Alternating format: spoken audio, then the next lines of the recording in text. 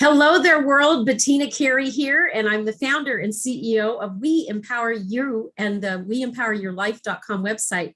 And I'm here today to do a mentoring and empowering session with those folks who've been able to join us here on YouTube Live and eventually on Facebook as well. If you'd like to be a part of our meetings, go ahead and click on our calendar link in the future, and you'll be able to join our Zoom meeting where we make sure that those Zoom meeting links work and are always up to date. And it is with great pleasure and honor that I welcome folks from around the globe here today, both in the United States and anywhere in the world. Hello to those watching, and we'll dive deep into our mentoring and empowering session. And I'm happy to be here. And you know, Bettina, I love you. I love all your vision, and I'm on board. So I'm happy to be here. That's great, Barbara. It's great to have you as well. And Victor, out of Uganda, go ahead and unmute. Say a few words. Hello, my name is Victor and I'm from Uganda, and it is a great honor to be here today. And I look forward to learning from this session and improving, because this is an opportunity for me and I'm glad to be here. Thank you, Bettina. Thank you for arriving on time as well. That was really fantastic to see that not only in Uganda time that we can connect, what time of day is it there? Right now it's 8 p.m., actually 8:14 p.m. That's 20 hours, 14 minutes. Wow, that's great. Glad to see that the time still works and I'm not keeping you up in the wee hours of the morning. That can happen sometimes. So as I mentioned, I'm the founder and CEO of We Empower You, the community, as well as the founder of the website and WeEmpowerYourLife.com. And it occurred to me after attending an event that was put on by a gentleman whose first name is Paul out of Africa. And I thought, you know what, I'm going to offer to mentor and empower those from around the globe while I am still in the COVID moment like everybody else. And on Fridays at 9 a.m., I'm going to be here for you on the third Friday of every single month. So it's just a monthly event every third Friday, except for in November because we have Thanksgiving that week. So that said, what is mentoring? What is empowering? What does it mean to me? Well, what it means to me is that folks may need and want and desire someone who is willing to mentor them, take them under their wing, as it were, and move them up the ladder, help them to shatter glass ceilings, help them to better understand how the world works as they're moving up and into higher and higher levels of achievement and success. And I'm a business owner of nearly 30 years in the making. I have formerly been a nurse in a 20-year career, 8 years of which was in business. And I'm a grandmother and a mother and a really good friend to many. And I'm also the founder of a women's organization called Women in Small Biz. So I have a lot of vast experience, but what I know is that even wherever anybody is, they too can be in mentoring and empowering others. So this isn't just a platform where, I'm the mentor and you're the mentees. This is a platform where everybody is able to mentor one another because we all come from a different background, which means we can all benefit from each other. So one of the things that I'd like to do today is just share with you a story that reminds me of there are many glass ceilings that can be broken. And one of which is, of course, our relationship with what I call false evidence appearing real, called fear. And to share this story, I'll put you in Costa Rica with me about 4 years ago when I went there with a friend, and I discovered that I really enjoyed basking in the ocean. And I was having a really wonderful time. I had not read a lot about Costa Rica, so I had nothing to really fear. And I certainly was having a very good time. The weather was perfect, 80s, 90s degrees. The ocean was about, bathwater temperature, and everything was going along quite nicely for about 4 or 5 days. And I was in the ocean with my friend, and we both happened to be standing up at some point. Normally we would be floating instead. And all of a sudden, out of nowhere, something jumped out of the water and jumped right back in. And we looked at each other, like with that sudden fear that you get, what the heck was that, right? And it turns out that we didn't know what it was. So as I was wearing, I call it the yellow baby buggy bumper around my waist, she came towards me to get help. And then we both exited, the beach. And we went up to the beach and we found this couple and we said, hey, what was that? Did you happen to see what that was? And they said, oh, yes, that was a snake. And both of us looked at each other with eyes wide open, going like, what the heck? I mean, I came into the ocean fearing possibly running into a shark, certainly not running into anything called a snake. So we were really, really surprised, especially since we've been basking in that ocean for about 4 days. So that evening, we went to a little gathering of our condo that we were staying at, and we were at the pool. And we mentioned this snake encounter with those that were in there. And they said, oh, yeah, there are lots of snakes in there, like in the hundreds. Which, of course, our eyes got even wider because we were like, oh, my God, there's snakes in the ocean. And on top of that, there are hundreds of them. What are you talking about? And so with that came the sudden possibility that I needed to be afraid of something, or at least it appeared to be that, right? And then as we talked a little bit further, they mentioned that, oh, the snakes were not only in the water, they were poisonous. So now we had snakes in the water and we had poisonous snakes in the water. But they reassured us, oh, but you know what? You're not going to have any trouble with these snakes because their fangs are in the back of their throat and they have very, very tiny mouths. So you don't really need to be afraid. So normally, at least in my world, snakes are something that I'm going to be afraid of, whether they're poisonous or not, and especially if they're poisonous. So all of a sudden I went from going to the beach every morning and being excited to, oh my gosh, can I dare to go into the ocean and bask in there as I had done in the prior days? And guess what? I couldn't do it. I just couldn't do it. So instead I went to the pool and I lay down on this chaise lounge. I was going to take a short nap when one of the neighbors came out and they said, you may not want to actually fall asleep right here. And I said, why not? And they said, well, because there's a python that likes to wrap itself around this chair. So it's probably not a very good idea to be there.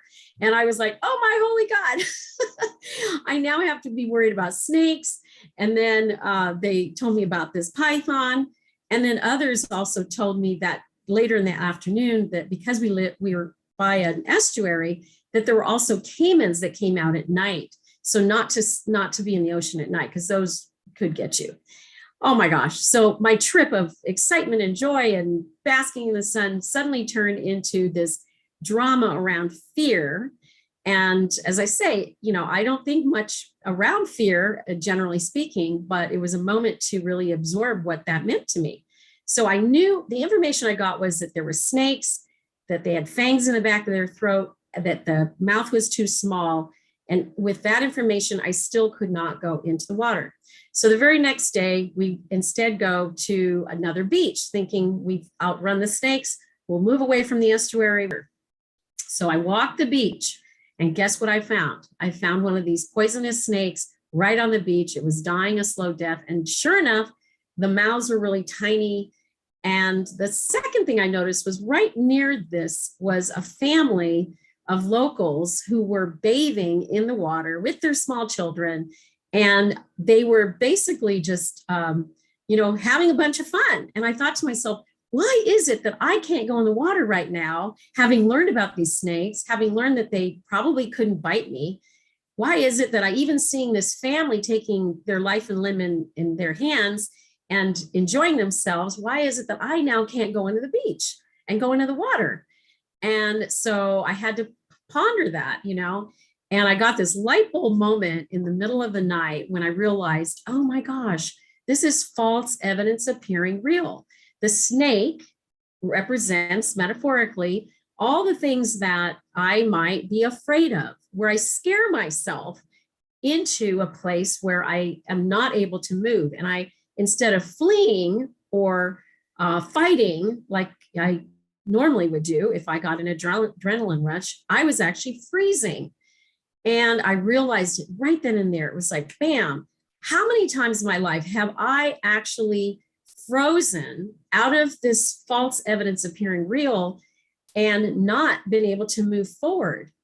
And I realized that 4 years earlier, or maybe a little bit more than 4 years earlier, I had had an experience that led to financial losses.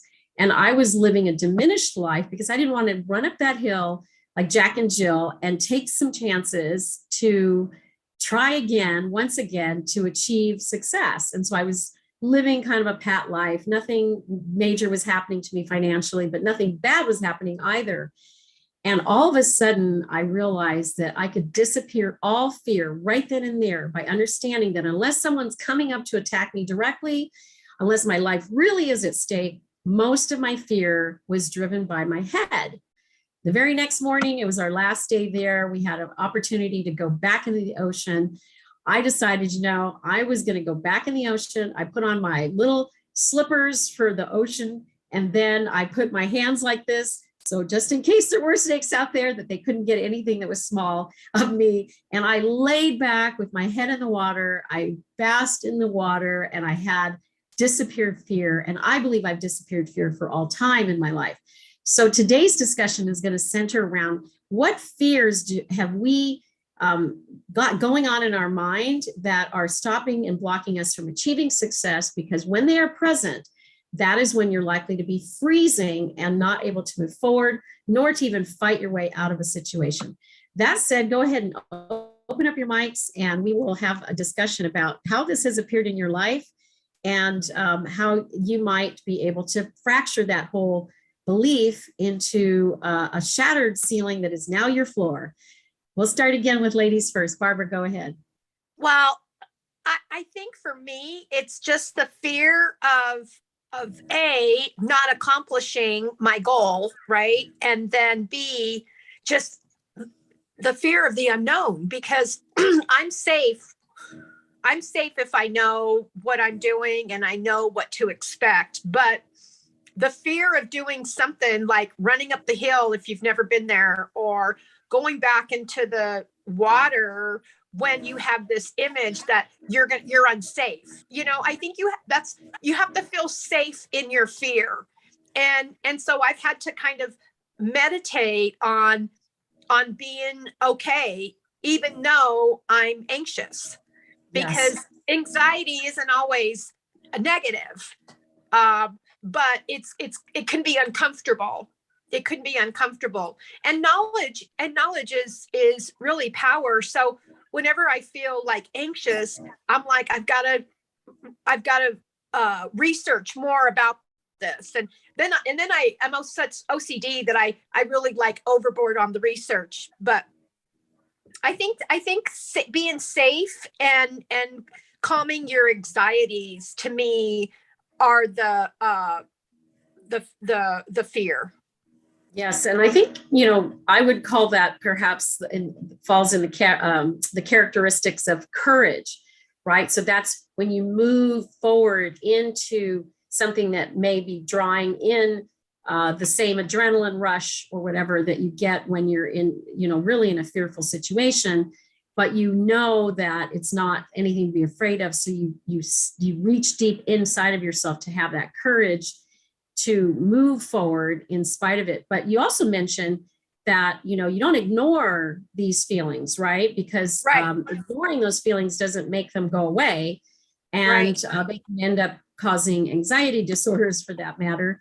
It's really being in tune and in touch with your own information. And so, like you were saying, you research, and that research, me panning the beach and seeing the dead snake and the family that was local, I'm thinking to myself, well, if the locals are all in this beach, there's got to be no problem. Why would they put their kids at risk if there was really something to be afraid of about these snakes? Now, mind you, if you put that snake right on your hand, of course it would bite you, but swimming around, no problemo, right? That's why the locals. So the facts were fresh in my face and the information was coming in.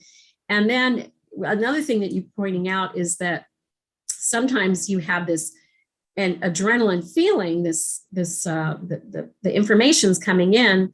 At the same time, it's also where when you lean into it, that discomfort is actually where success lives, right? Success lives in discomfort. It does not live in comfort at all.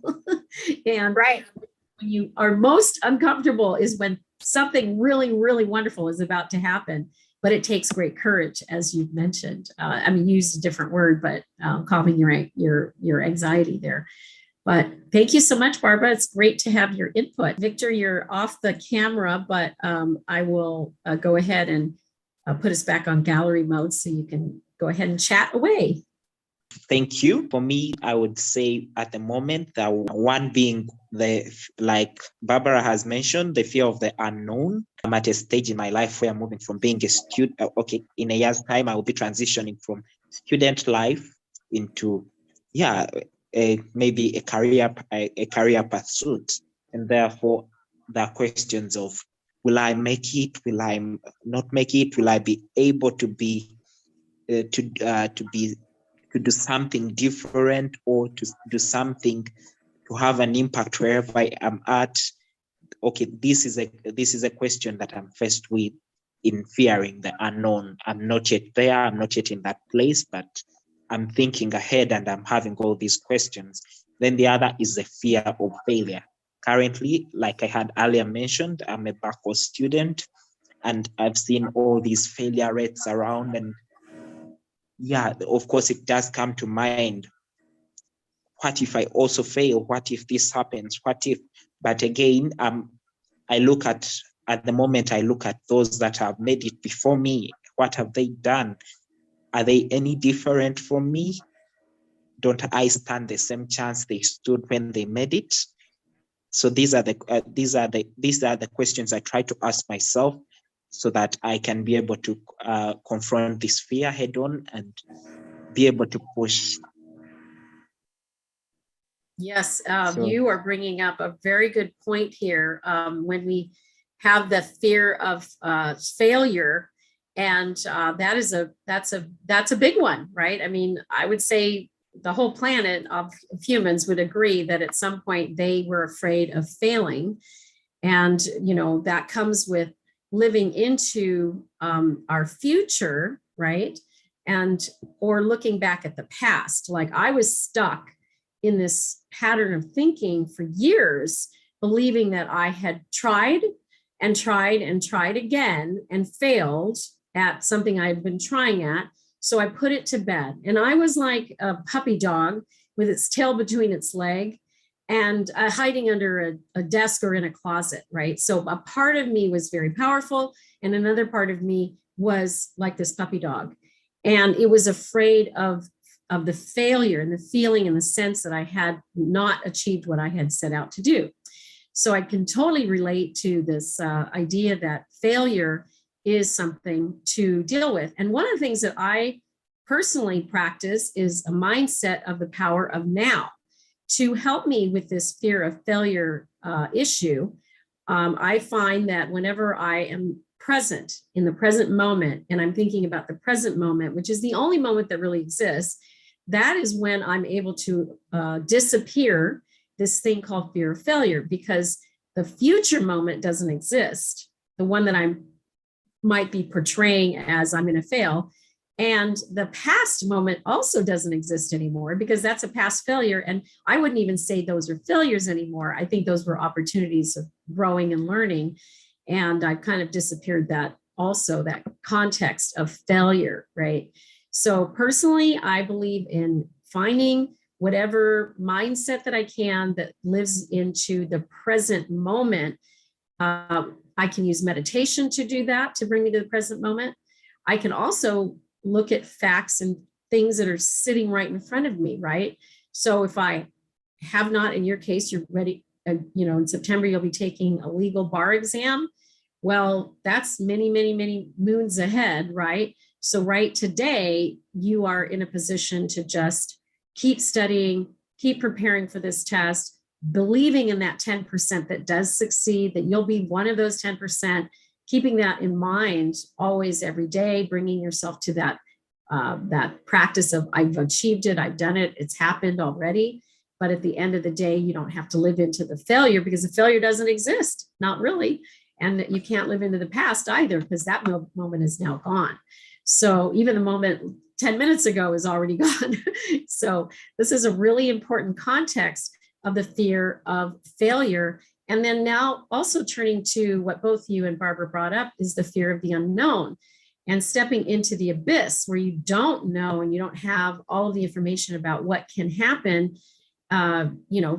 Whether we call that failure or we call it a lesson, or, sometimes it has consequences, it could be financial consequences, or it could be relationship consequences and things like that. But the unknown is also something that our mind, can wrap itself around.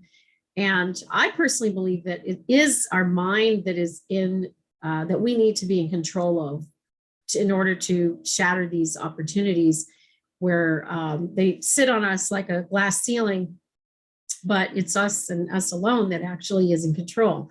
So how can we dive deeper into the unknown is to write down all of our concerns about the unknown. So turning to you, Victor, if you were to speak out loud what your concerns would be, can you give me just a handful of concerns about the unknown, or you could even talk about the fear of failure, either one of those? What would be your concern that you could outline for us? Let me see. Well, one that comes to mind is one, not being able to provide, not being able to support my parents after this, not getting the kind of position that I desire to at the end. At the end of my studies, and basically not being able to achieve also the goals that I've set out to.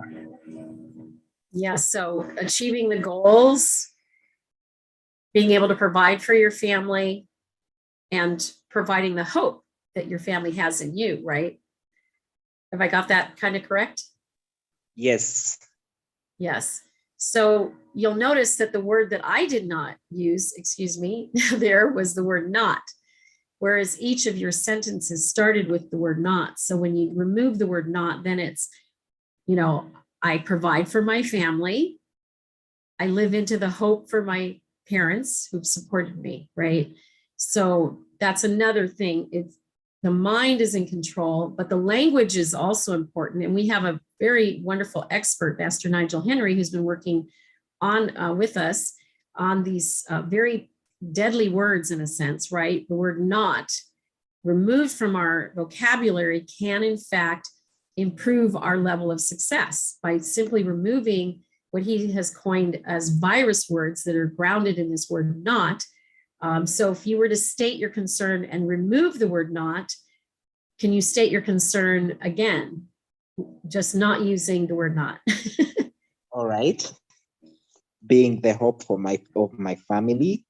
Yes. Being able to provide. Being able to provide. Being able to achieve my goals. And being able to achieve your goals, right? Yes. And I would add, in your case, being able to be the 10% that gets that law degree, right, and passes the bar like first time out, right? Yes. So removing the word not, you suddenly find your way into possibility, right? So that's all about mindset. So Barbara, you are leaning into a different framework, but the one common that you had was the unknown. So when you face the unknown, what are some concerns that come up for you about that unknown? I think along the same lines. Am I going to be able to provide for my family? Am I going to be able to succeed and reach my goals? And am I going to be able to have a good life and a good lifestyle, and or maintain a lifestyle that I want? Yes, and the unknown. What's the concern about the unknown? Like right now we have COVID, right? We have a lot of unknowns there. What if you were to state the concern, what would the concern actually be? Well, the concern is giving up what I know and going into something that I don't know. That's my, that would be my concern. Just, and what I don't know, will it allow me to maintain the lifestyle that I've known? And, just breaking through those barriers and being able to pivot because of COVID. Is that the right thing for me to do? I mean, it's scary. You know what you don't know, right? You know that if I was going to change employments or do something else, it's safe to continue to do what I've been doing. So that's my fear. Yeah, it's safe to do what you've been doing. But there's the fear that if you keep doing it in the context of COVID, that things Right. may not work out that way either, right? So you've kind of got a fork in the road. Right. So when there's a fork in the road and there's a choice that's coming down the pike, humans by nature make changes or transformations when the pain is so bad that we are motivated to do something different, right? Because the unknown is so, again, we scare ourselves with this false evidence appearing real. So how can you apply that, removing the not and removing the not language, to seeing your way to a different conversation in your head, and in your mind? Saying that I will venture out on this new venture, and it's something, like you said, it doesn't happen unless there's pain, right? So I'm already feeling the pain, like my eyes watered up, like I'm already feeling the pain, Yeah. But I guess reminding myself that, no guts, no glory, no pain, no, how do they say, no pain, no gain? Those sayings are here for a reason. And maybe comforting myself through the transition, giving myself an award, or, comforting myself so that while I'm going through the pain of the fear of the unknown, that I know that there's going to be a light at the end of the tunnel, if I put one foot in front of the other. And I always say to myself, how do you eat an elephant? One bite at a time, one step at a time, right? One step at a time. Yeah. We're not going to eat any elephants, but that saying is definitely just bite-sized. It's like one day at a time, one step at a time, a little bit at a time. And I have a saying that folks out there might appreciate. It's like, I say this to myself: stop scaring yourself. Stop scaring yourself, Bettina. There's nothing to be afraid of, except if somebody were really attacking me. Obviously, I would need to be afraid about that, because then I'd need that adrenaline. So the place that you're at is like you're on a little bit of a roller coaster ride, like the rest of the world with COVID. And so there's that point in the ride of a roller coaster where you're at the very top and you know what's about to happen, right? You absolutely know what's about to happen. But the difference between a roller coaster ride in a amusement park is that that it's safe to ride. There's guardrails. You've got this device harness on you, and you know that you can raise your hands up and just scream bloody murder and just ride that coast. And then it comes down, and your heart's racing like a mile a minute, and it's like, and then you go again, and it all happens inside 3 to 6 minutes. And you've been up and down and up and down and up and down. In life, we don't want to go 3 to 6 minutes 24/7. we're so wanting to have that, or I should say, I would, don't want to be experiencing the crazy feeling that you get, but I want to be experiencing the excitement, right? So I put myself in those situations every day where, I scare myself every day a little bit, because with it comes the excitement, the possibilities, the future where I can see myself growing and changing and transforming. And of course, Barbara, you and I are here in the United States. We're very good friends. Victor, you and I are developing a friendship here. And so you'll get to know very soon that I literally put myself on a roller coaster, and I go up, up, up, up, up, up, up, and then I go experiencing that excitement. And then hopefully it doesn't take me too far down. So as you've observed from this discussion, we're all mentoring each other. We're all giving each other different ways of thinking, of sayings that we can maybe embrace. Maybe you'll take on my saying, which is stop scaring yourself, Bettina, or whatever, if you're out there listening in YouTube. That's one that really brings it home to me when I start to get a little bit of fear going. It's sort of like, bam, it's disappeared. Just with one simple thought that I have. I call it a mantra. That thought right there will clean clock any fear, any doubt, any concern that I have that's future or past concern. So today we're going to close out here with just hearing some thoughts from both Barbara and Victor, and then I'll wrap up at the end. We'll end about 10 o'clock today. So Barbara, you're talking to an audience of more than just who's present here, those that are going to be watching over the weeks and months to come. What would be a mentoring tidbit or that you might share with others based on this conversation today about false evidence appearing real? I love your mantra of stop scaring yourself, because I need to tell myself that, to stop scaring myself, because I get so in my head with the fear that I just shut down. And so I'm going to start telling myself that to quit scaring yourself. Like, you're good. You're going to be okay. Yeah. And, knowing you as I do, I also have seen you be very, very successful in a variety of settings, family, business, leadership, love, life, and all of that. And so, turning to those successes and writing those successes down and bringing them to the foreground, because so many of these things do happen to us.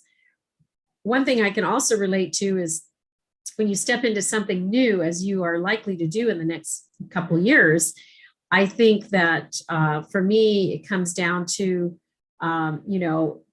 that creating a sense of wonderment and creating a sense of awe in the experience. Like, what can I learn? What can I do? What can I grow in? Where do I want to take myself to in that wonderland sort of thinking, as opposed to, the facts, face the facts. This is how it is, and this is the numbers, and you can't outrun the facts. And the reality is yes, you can. Yes, you can create a whole new reality. Yes, you can live into something that's better and brighter in the future. And will you have a feeling or a discomfort? Yes.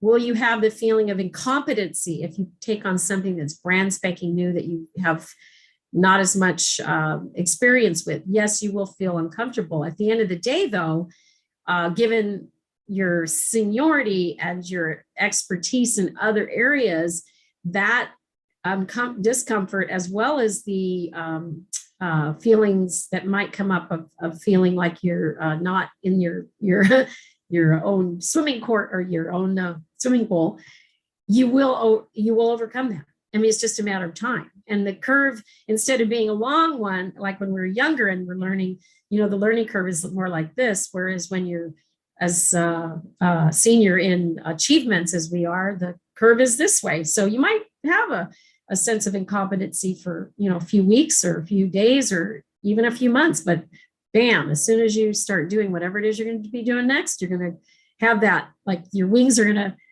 open up really wide and you're going to fly really high. You're going to go ahead and take your turn, and then I'm going to wrap up for us. But personally, something that I've found very important from this session is the power of now, to keep ourselves thinking about the now, because our focus on the future, over which we have no control, is something that invites fear into our lives, and yet there is nothing we can do to change it. However, we have power over now. Yes. So I would encourage everyone to focus on now. That's great. That's a great one to end with too, I'll have to say. I'm going to close with the final story that just happened yesterday, and it does emphasize the power of now. So I woke up intending to arrive to an airport flight that I had scheduled for 7 a.m. to go to Austin to go see my mother. And in calculating my time, I factored in that I would need to get up around 4 o'clock in the morning to arrive at the airport by 6. To get through security and all of that by 6, to board at 6:30 a.m. Unbeknownst to me, however, the universe had a whole nother plan. So I didn't get to the train station until 5 o'clock. The train was late by 10 minutes. One of the stops, all of a sudden, the police boarded the train and they stayed for about 10 minutes just trying to find somebody. And so then that was another 10 minutes. And then I finally got to the station, and I normally take a little cart, and the cart got full. So I had to actually walk to check in.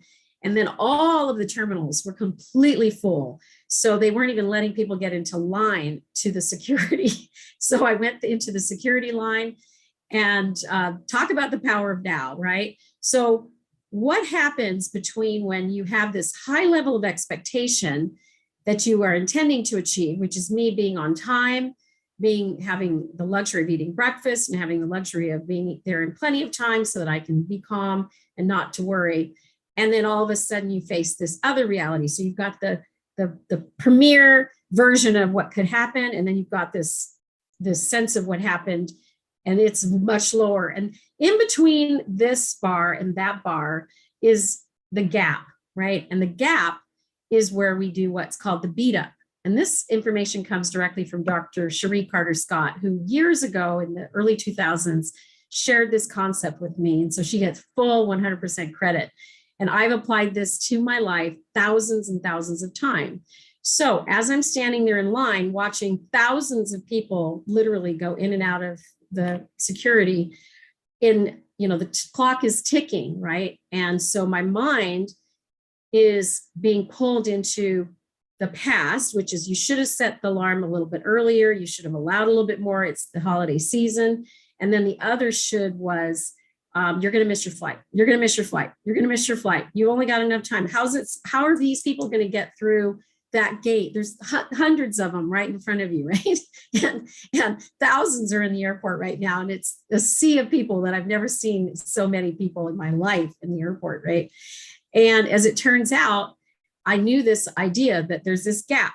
And to the degree that I beat myself up in that gap with saying things like, I'm not going to say these to myself because I've been practicing this for years, but let's just say the average human might. You're so stupid. How did you do this? You're a mess up. You're going to miss your flight. You're this, you're that, whatever. Instead, I went right into the present moment. It is what it is. What will be, will be. It is what it is. The power of now is all we have. You cannot change what happened, that you woke up when you woke up, the train happened the way it happened. Just live into the fact that you're on that plane. Keep the thought, you're on that plane, you're on that plane, you're on that plane, and you're not missing anything. And then my mind would want to go back to, gosh, you should have gotten up a little bit earlier. You might actually miss your plane. And immediately I'd go into the power of now, right? That intense pull from from being human is to go into the gap and to beat yourself up. And the intense pull is to go back into the past or go back into the present, into the future moment, neither of which exists, right? So then I decided, because the pull was so hard with all these hundreds of people in front of me, and the clock is ticking, right? And it's now 6 o'clock. I'm supposed to be boarding at 6:30. Now it's 6:25, and then it's 6:30, and then it's 6:35. I'm still not through security, and I'm way further away from the gate than I normally would be. And so again, and then finally, because the pull is so entirely strong, I have to actually start to sing to myself, right? And I started singing the song, "What will be," right? What will be. The future is not ours to see. And all of a sudden, I'm singing this not only in my head, it starts to hum out. And then I'm singing it underneath my breath in my mask. And I get to my plane. I get there. I'm not the last person on board to get boarded. The door, I have 10 or so minutes to spare inside of this, what could have been despair. And I have time enough to cool down, to bring myself back to center, to let my mom know that I'm boarded. And I have had a peaceful lineup, right? So the power of now can really center you and pull you into what is possibility thinking, no beat up. And it's closing that gap with power of now thinking, deep breathing exercises, singing, mantras, whatever it is you got going on, whatever it is you can, it's all about controlling the mind's intensity to pull you out of possibility thinking. So when you're in control of your mind, you can achieve everything that you intend. I believe that with certainty. Thank you everybody for joining here today. And for those of you watching, I look forward to seeing you next month. Again, the third Friday of every single month, 9 a.m. Pacific Standard Time. Thank you, Barbara, for joining me, and Victor. What a great session we've had here today. We empower you. The community is a movement, and weempoweryourlife.com is the website. See you next time. Bye for now.